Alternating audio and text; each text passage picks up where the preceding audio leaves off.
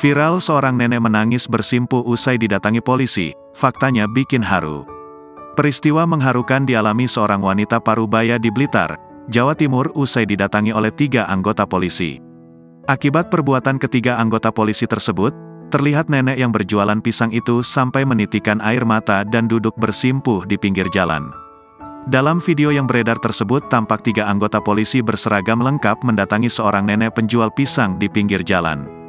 Nenek tersebut berjualan menggunakan sepeda tua dengan membawa 2 gerobak yang dipenuhi oleh pisang. Siapa sangka ternyata ketiga polisi tersebut berniat untuk membeli dagangan nenek yang sedari tadi sepi. Tanpa pikir panjang, ketiga polisi tersebut langsung memberikan sejumlah uang tunai melebihi harga pisang yang ditawarkan sang nenek. Sontak aksi ketiga polisi tersebut pun membuat sang nenek menangis.